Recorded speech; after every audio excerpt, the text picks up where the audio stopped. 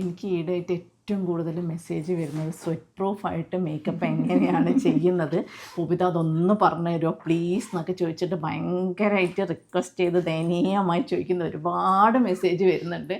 പക്ഷേ ഞാൻ സത്യമായിട്ട് പറയാം, ഇതിൻ്റെ അകത്ത് നമ്മൾ ഓരോരുത്തർക്കും ഒരു എക്സ്പീരിയൻസ് നിന്ന് വരുന്ന ചില നമുക്ക് സ്വന്തമായിട്ട് നമ്മൾ പറയില്ലേ കുക്കിനെ പറ്റി പറയില്ല, അവർക്ക് സ്വന്തം കൈപ്പുണ്യല്ലടാ, കുറച്ചൊരു ടിപ്സ് അവരുടേതായത് ഉണ്ടാവും. അവരിപ്പോൾ എന്തായാലും ആ റെസിപ്പി പറഞ്ഞു കൊടുത്താൽ ആ ഒരു സാധനം അവിടെ ഹൈഡ് ചെയ്ത് വെക്കുന്നു.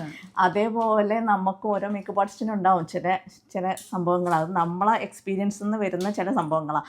അത് ഓരോരുത്തരും സ്വയമായിട്ട് ഉണ്ടാക്കിയെടുക്കുന്നതാണ്. അങ്ങനെ ചെറിയ പൊടിക്കൈ ഞാനും ചെയ്യുന്നുണ്ട്. പക്ഷേ അത് മാത്രമല്ല, നമ്മൾ യൂസ് ചെയ്യുന്ന പ്രോഡക്റ്റ് അത് ഭയങ്കര ഇമ്പോർട്ടൻ്റ് ആണ് സ്വെറ്റ് പ്രൂഫ് മേക്കപ്പ് ചെയ്യുന്നത്. പിന്നെ നമ്മൾ സ്കിൻ പ്രെപ്പ് ചെയ്യുമ്പോഴും ഓരോന്നിൻ്റെ ഇടയിലും നമ്മൾ സമയം കൊടുത്ത് തന്നെ അത് സ്കിന്നിൽ സെറ്റാക്കി തന്നെ കൊണ്ടുപോകണം. പിന്നെ അതിന് ഉപയോഗിക്കുന്നത്, നമ്മൾ സ്വെറ്റ് ചെയ്യുന്ന സ്കിന്നിനാണെങ്കിൽ നമ്മൾ ഉപയോഗിക്കുന്ന പ്രോഡക്റ്റും അത് ലാസ്റ്റ് ചെയ്യുന്ന ആ രീതിയിലുള്ള പ്രോഡക്ട്സാണ് നമ്മൾ കൂടുതലും യൂസ് ചെയ്യുക. അങ്ങനെ ചെയ്യുകയാണ് ഇതൊരു ടെക്നിക്കാണ് ആക്ച്വലി, പ്രോഡക്ട്സിൻ്റെ മാത്രമല്ല ഒരു ടെക്നിക്കും കൂടിയാണ്. അത് വരികയാണെന്നുണ്ടെങ്കിൽ എൻ്റെ കൂടെ നിന്നിട്ട് അത് പഠിക്കാൻ പറ്റും. പക്ഷെ അതെനിക്ക് എങ്ങനെ പറഞ്ഞ് പഠിപ്പിച്ചു തരണം എന്നുള്ളത് അറിയൂല. നമ്മൾ അങ്ങനെ ചെയ്യുന്ന ഒരു സംഭവമാണത് ആക്ച്വലി. നമ്മൾ കുക്ക് ചെയ്യുമ്പോഴൊക്കെ മഞ്ഞൾ ഇത്ര മറ്റത് ഇത്ര എന്നുള്ള ചിലർക്കൊക്കെ ഒരു സ്പൂൺ അളവുണ്ടാവും. എനിക്കൊന്നും അളവൊന്നുമില്ല, ഒക്കെ എടുത്ത് വാരിയിടുക എന്നല്ല, അത് അവസാനം അത് എങ്ങനെയെങ്കിലും കാര്യം വരും.